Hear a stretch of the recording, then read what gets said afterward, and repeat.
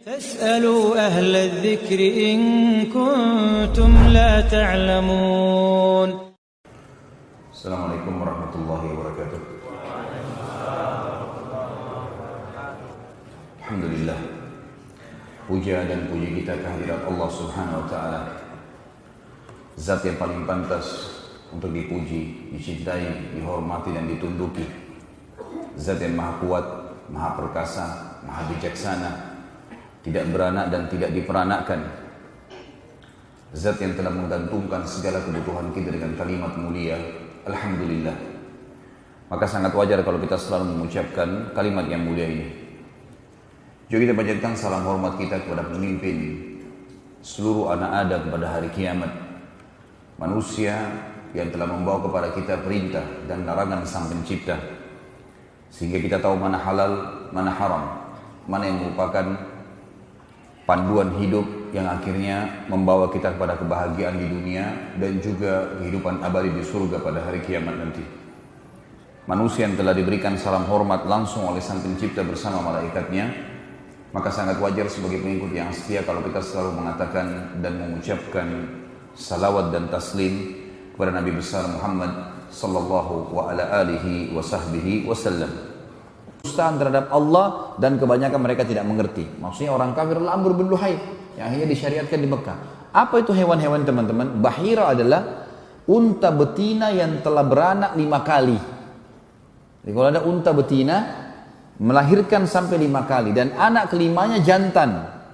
Lalu unta betina itu dibelah kupingnya, induk betina tadi yang sudah dapat 5 anak, anak kelimanya jantan, dilepaskan, tidak boleh ditunggangi dan tidak boleh lagi diambil air susunya. Ngarang-ngarang, nggak ada hubungannya sama sekali. Unta melahirkan 5 anak, anak kelimanya jantan, apa hubungannya gitu? Kupingnya dipotong, tidak boleh lagi diganggu gugat. Itu namanya bahira. Allah mengatakan Allah tidak pernah sekali-kali mensyariatkan bahira. Nggak ada hubungannya. Kemudian dikatakan wasilah atau saibah. Bahiratun wala saibah. Saibah adalah unta betina yang dibiarkan pergi kemana saja karena suatu nazar, seperti jika seorang Arab jahiliyah akan melakukan sesuatu atau perjalanan yang berat, maka ia bernazar akan menjadikan untanya saibah bila maksud atau perjalanannya berhasil dengan selamat. Jadi saibah itu orang beli unta nih, orang jahiliyah beli unta, lalu dia bilang, kalau saya berhasil nanti, saya berhasil dalam perjalanan saya, atau menikah dengan fulana, atau saya berhasil usaha saya, ini nanti saya jadikan saibah. Saibah adalah unta yang dibiarin saja, enggak diganggu gugat. Kayak kalau kita diwakafin atau apa, pokoknya begitu. Tapi masalahnya unta saibah enggak boleh ada yang sentuh, gitu. Dibiarin aja, enggak boleh ditunggangi, enggak boleh diambil susunya, enggak boleh disembeli dan seterusnya. Yang ketiga wasilah. Wasilah ini seekor domba betina melahirkan anak kembar yang terdiri dari jantan dan betina.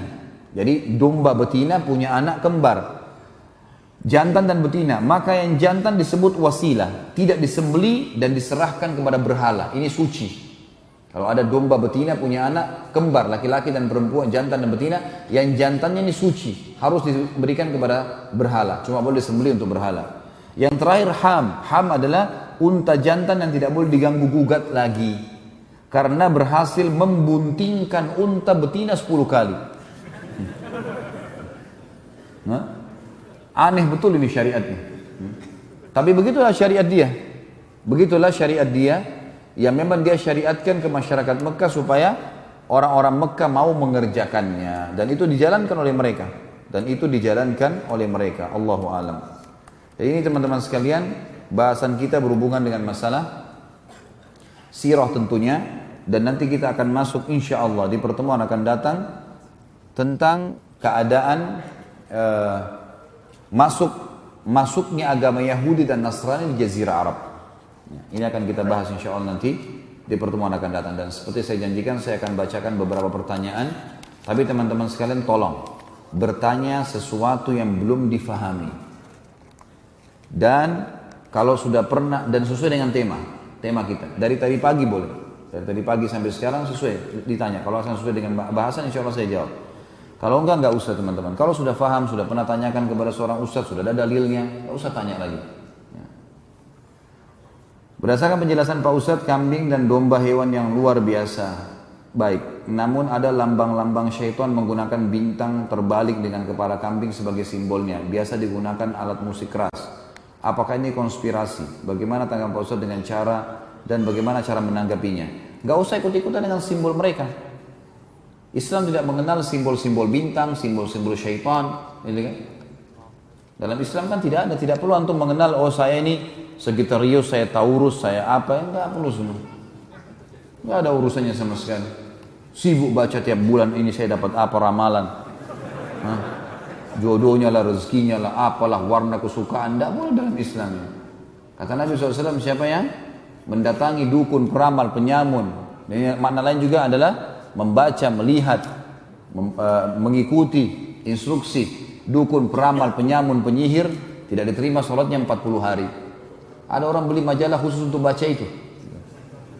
Paling pertama cari itunya. Ramalan-ramalan, ini semua tidak boleh. Siapa yang datang pada dukun, peramal, penyamun, penyihir, bertanya dan percaya, maka dia telah kafir kepada apa yang diturunkan kepada Muhammad sallallahu alaihi wasallam. Jadi kita tidak usah terpengaruh dengan simbol itu. Gak ada hubungannya sama kita kan simbol itu. Ya udah biar. Kambing tetap kita anggap hewan yang mulia dalam Islam, tapi untuk disembelih dan dipelihara. Kita tidak seperti sebagian orang yang menyembah. Saya pernah lihat cuplikan, subhanallah, ada orang sembah sapi. Iya, sapinya itu dielus-elus, kemudian dia lewat di bawah perutnya, dianggap itu menyembah, minta berkah. Alhamdulillah atas nikmat iman, luar biasa. Ada yang sembah tikus. Ya, ada cuplikan banyak di YouTube tuh, menyembah tikus. Tikus itu bahkan diurus, dirawat, dikasih susu segala macam. Mendingan anak yatim ya, mendingan makan sendiri ya. Allah musta'an. Apa ibrah mengenai Ibrahim disembelih, Ismail alaihissalam disembelih setelah dewasa bukan 10 tahun, dan juga mengetahui Ibrahim dan Ismail membangun Ka'bah berdua? Tentu saja itu kuasa Allah subhanahu wa ta'ala. Allah subhanahu wa ta'ala ingin menguji imannya Ibrahim dan Ismail alaihissalam dan berhasil. Sebagaimana Allah sudah punya dalam ayat. Sisi yang lain memang Allah mau syariatkan hukumnya. Kejadian seperti ini kan kejadian besar. Otomatis manusia karena tahu kejadian ini maka mereka tertarik untuk mengerjakan gitu kan. Jadi hikmah dari ilahi, hikmah Allah subhanahu wa ta'ala. Kalau di sini dikatakan dan juga mengetahui Ibrahim dan Ismail membangun Ka'bah berdua. Perintah Allah kepada mereka. Karena perintah Allah datangnya untuk mereka berdua. Sebagaimana tadi dalam ayat sudah saya bacakan, saya jelaskan dalilnya tadi. Apakah ada sunnah bapak yang mengunjungi anak dan bukan sebaliknya? Iya, sangat boleh. Tentu saja kalau anak yang mendatangi orang tuanya adalah bagus, bentuk bakti. Tapi bolehkah seorang ayah yang datang mengunjungi anaknya? Boleh sekali. Ibrahim AS melakukan itu. Gak ada masalah. Nabi SAW pernah mengunjungi rumahnya Zainab radhiyallahu anha, anaknya beliau. Abu Bakar berapa kali mengunjungi rumahnya Aisyah radhiyallahu anha. Banyak, gak ada masalah. Orang tua mengunjungi rumah anaknya. Malah itu bagus, dia bukakan pintu kebaikan, contoh buat anaknya.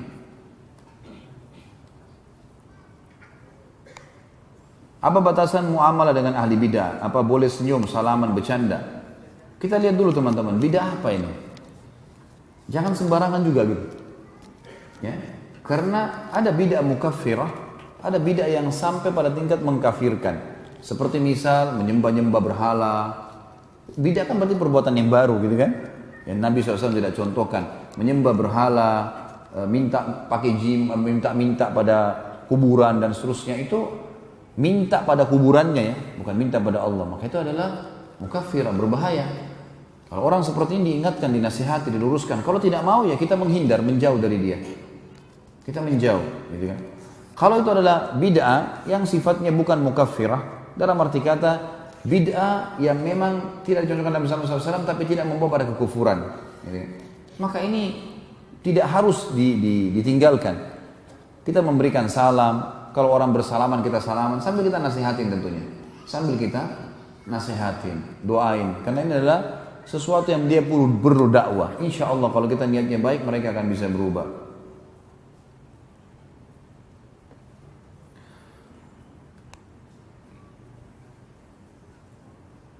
Ini apa hubungannya masalah pemerintahan ini? Nanti saya jawab insyaallah. Tanya kambing makan kambing gitu.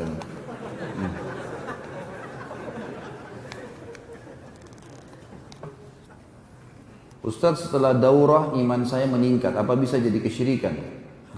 Kenapa syirik? Iman kepada Allah, malah itu bagus ya.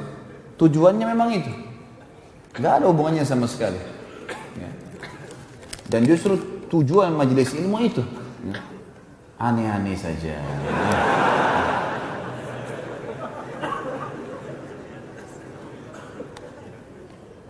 Kami adalah para pemuda yang baru berhijrah. Kami merubah penampilan kami dan mulai memelihara jenggot dan baru belajar tentang agama. Pertanyaan ini mewakili kami para pemuda yang hadir di sini. Ini benar nggak mewakili semuanya? Berilah kami nasihat agar bisa tetap konsisten seperti ini, agar kami bisa tetap semangat dalam menjalani sunnah secara terus menerus. Teman-teman sekalian, sesuatu yang mengubah seseorang menjadi lebih baik adalah prestasi. Menjadi lebih baik adalah prestasi, dan tolok ukur kebaikan adalah sesuai dengan syariat Allah. Kalau antum berubah menjadi baik dan berada di rel agama Allah, berarti itu sebuah prestasi. Yang bukan prestasi teman-teman kalau kita terus dalam keadaan buruk. Saya berikan beberapa kaidah. Yang pertama, teman-teman sekalian, begitu teman-teman, saya tutup dengan doa. Semoga Allah Subhanahu wa taala memudahkan segala urusan kita di dunia dan di akhirat, dan semoga seluruh amal yang pernah kita kerjakan diterima olehnya. Semoga semua dosa yang pernah kita lakukan, kecil atau besar, tersembunyi ataupun terang-terangan, dimaafkan dan digantikan menjadi pahala dengan kemahamurahannya. Dan semoga seluruh perbuatan kita ke depannya, sisa umur ini semua diberkahi, baik di keluarga kita, di harta kita, di ilmu, dan juga puncaknya kita akan dimasukkan ke dalam surga Firdausnya tanpa hisab. Dan kita selalu mendoakan saudara kita di Palestina, di Syria, di Yaman, di Irak, di Myanmar, di Ahsa, dimanapun mereka berada sedang terlindas. Semoga Allah ikhlaskan niat mereka, terima para syuhada mereka, dan juga Allah muliakan Islam di tangan mereka dan tangan kita semua. Dan semoga Allah mempartisipasikan kita bersama mereka di pahala, baik dengan doa dan harta juga dengan jiwa kita. Dan semoga Allah dengan kemahamurahannya menyatukan kita semua di surga Firdausnya tanpa hisab, sekali lagi dengan kemahamurahannya. Subhanakallahumma wa bihamdika asyhadu an la ilaha illallah astaghfirullah wa atubu ilaih. Wassalamualaikum warahmatullahi wabarakatuh.